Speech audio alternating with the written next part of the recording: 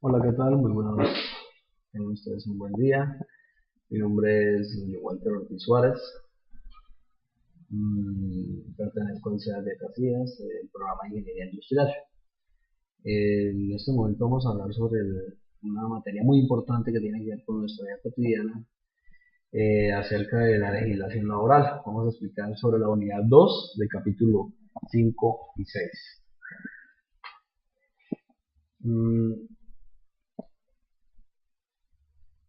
En el capítulo 5 y 6 capítulo 5 vamos a hablar sobre regímenes especiales, reglamentos internos de trabajo, protección de la maternidad y prestaciones sociales, en caso de muerte del trabajador. Y el capítulo 6 hablaremos sobre terminación del contrato, indemnizaciones y sindicatos.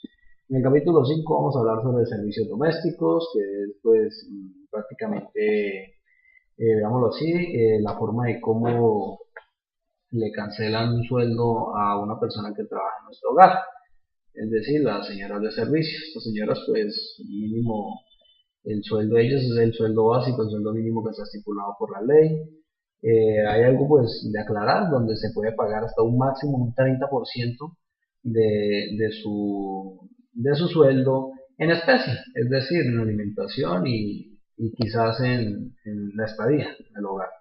Hablaremos sobre los salarios, el auxilio de transporte según la Ley 15 de 1959, las prestaciones sociales, la seguridad social, que eso es algo muy importante, y lógicamente las vacaciones, algo que a nosotros los colombianos no, nos parece bastante interesante.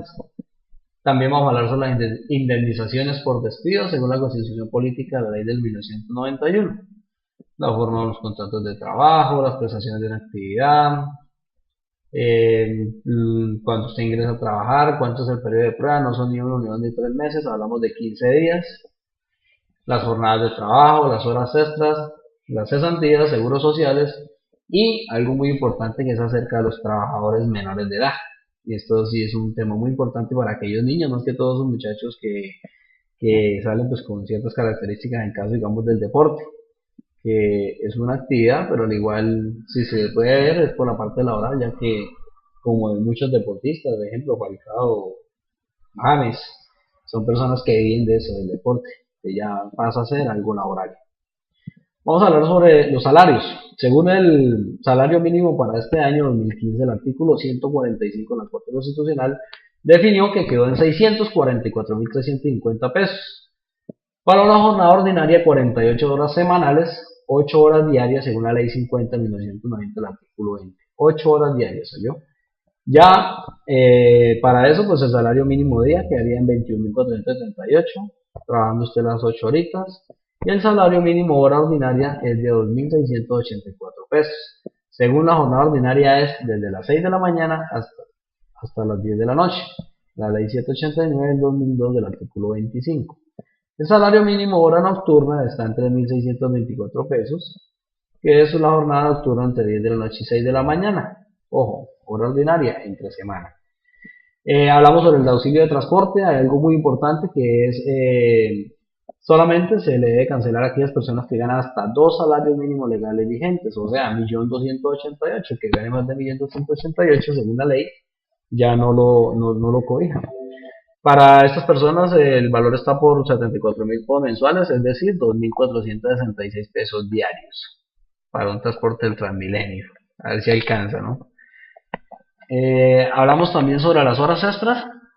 Según la hora extraordinaria, la ley 50 del 90, el artículo 24, está en 3.355 pesos, que es más o menos el 25% más del recargo, más el recargo. La hora nocturna está en 4.698, ojo, valor hora ordinaria, ¿no? Es prácticamente el 75% del recargo. Las horas dominicales y festivas ordinarias están en 5.369 pesos, donde la hora ordinaria es más el 75% por festivo, más el 25% de recargo de diurno, el 100%. Y las horas dominicales y festivos y nocturnas está alrededor de 6.711 pesos con 98 centavos. Las horas dominicales, aquellas que domingos y festivos, en el día está a 4.698 pesos y en la noche a 5.638 pesos. Las vacaciones.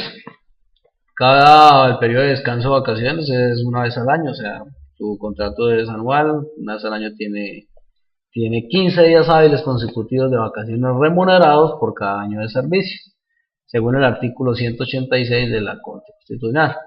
La provisión mensual es alrededor de 26.844 pesos. Ahora, la prestación al cargo del empleador, según las cesantías, el artículo 249 es un valor de 59.863 pesos. Un año de salario por cada año de servicio proporcionalmente por fracción de año. Intereses de cesantías. La ley 5275 nos dice que es un provisional de 7.184 pesos mensuales.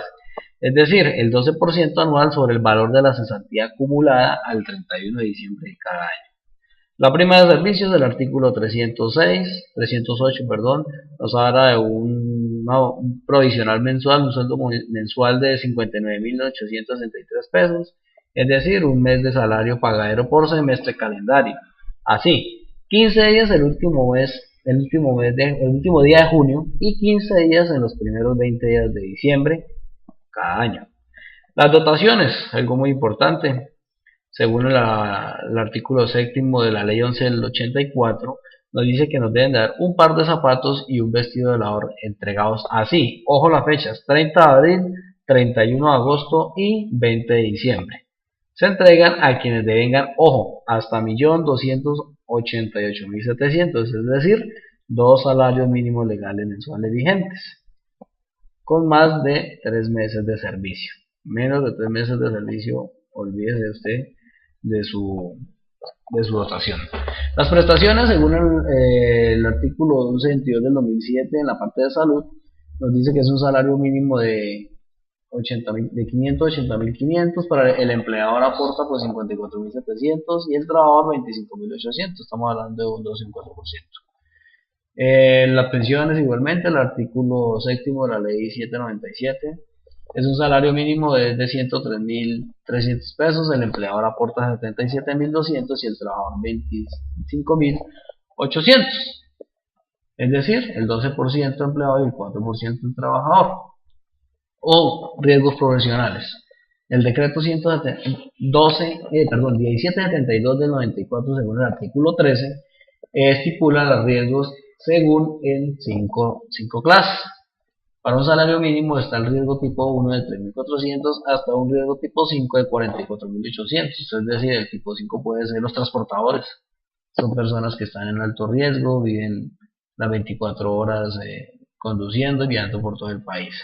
El valor inicial, pues igual, ahí están por porcentajes. Ahora hablamos sobre los aportes al ICF, el SENA y las cajas de compensación. El 3% del ICF, el 2% al SENA y el 4% de las cajas. ¿Qué lo hacen las empresas? Ojo, base sobre los pagos que constituyen salarios de 58.000 pesos. 25 quedan exonerados excepcionalmente del aporte de ICF y el SENA. Las sociedades y personas jurídicas y asimiladas contribuyen del impuesto de renta y complementario, o sea que también pagan ese impuesto. Las personas naturales empleadoras que tengan 2 o más empleados. Los requisitos que no superan los 10 salarios mínimos. Conclusiones. El subsidio familiar, la ley 21 del 82 y la ley 789 del 2002, artículo 13, se pagan alcadas de compensaciones familiares de dinero quienes devengan hasta 2.537.400, o sea, 4 salarios mínimos legales mensuales vigentes. El resultado del aporte de la empresa hace las cajas. La suma de dinero los paga en especie en el servicio que paga la caja de compensación familiar. Aquí vemos un ejemplo acerca de la liquidación de cesantías. Es decir, un sueldo de 1.800.000 pesos se liquida por 360 días y se divide en unos 360 días, es decir, es un sueldo más en el año. La liquidación de intereses a las cesantías son las cesantías por el número de días por 0.12-360, es decir, nos da 216.000 pesitos. La prima de servicio es el salario base sobre el número de días dividido 360. Prácticamente es un sueldo más cuando usted ganando 1.800.000. Las vacaciones compensadas, o que se les den, o en su defecto que no las pide, si no le pagan las vacaciones, es el salario básico más por el número de días que usted haya trabajado dividido 720. Es prácticamente medio salario en el año. Aquí vemos un ejemplo de una nómina donde podemos decir que el empleador, que el número de cédula 17446, de acá sí es meta, modalidad del contrato a término fijo, el último cargo, bueno, y el por qué, por terminación del contrato. Vemos un ejemplo, el año, mes y el día, aquí nos dice la resta, un cuadro de Excel, los datos de 160 días, creo que trabaja en el año. El sueldo fue de 1.800.000, sobre esa misma base se liquida. La cesantía nos da 1.800.000, el interés es de la cesantía es 216.000, la prima de servicios 1.800.000 y las vacaciones 900, para un total de liquidación de 4.716.000 pesos. Pasamos al capítulo sexto, ya por ahí podemos dejar el capítulo 5. En el capítulo sexto hablamos de la terminación del contrato de trabajo, indemnizaciones y sindicatos. Las clases de terminación existen según las 5 categorías que vamos a ver enseguida. Las primeras es la causal objetiva de terminación. ¿Qué quiere decir? Ejemplo, lo que pasa aquí en los llanos orientales con las empresas petroleras. Cuando las personas o trabajadores llegan al sitio de trabajo y le hacen un examen de alcohol y sale positivo, eso es una causa objetiva para la terminación de contrato. La segunda es la causa originada en la voluntad del trabajador, es decir, cuando digo y soy honesto, jefe, no puedo seguir trabajando más, tengo otra oportunidad y eso es una causa para que el contrato termine. O en su defecto, como lo hacen muchos, sencillamente no vuelven y dejan el trabajo botado. El tercer punto son las causales originadas en la voluntad de ambas partes, es decir, cuando los dos están de acuerdo. Cuarto punto, las causales originadas, perdón, en la voluntad del empleador, es decir, causales originadas en la voluntad del empleador. Cuando por algún motivo algo me hice echar prácticamente, entonces es una cosa más de contrato. Y la intervención, bueno, aquí hay algo que es muy importante sobre las causales originadas en la voluntad del empleador. Aparecen dos que pueden ser una con justa causa y otra sin justa causa. Con justa causa cuando realmente el motivo que una embarrada o algo, que si un hurto, es la forma de cómo despedirlo automáticamente. Y la otra es cuando lo, lo despiden a uno así a lo que ya sabemos, pero ahí ya donde el empleador se somete a ciertas demandas. Y como por último tenemos la intervención administrativa o judicial. Aquellos que muchachos que dejan por ahí irresponsablemente sus hijos, muchas veces tienen muchos inconvenientes legales y hay causante para que el empleador dice no hay más trabajo. Pienso que, bueno, antes de dar las gracias quiero aclarar algo sobre acerca del trabajo. El trabajo para los niños, para los menores de edad, es algo muy importante que hay que tener en cuenta. Se dice que no debe trabajar más del 30% en la semana y se hacen con aquellas personas casos especiales, ¿no? Al igual, esto se debe manejar por medio del secretario de gobierno, junto con la comisaría de familia o en su defecto el alcalde o la máxima entidad de su municipio o ciudad.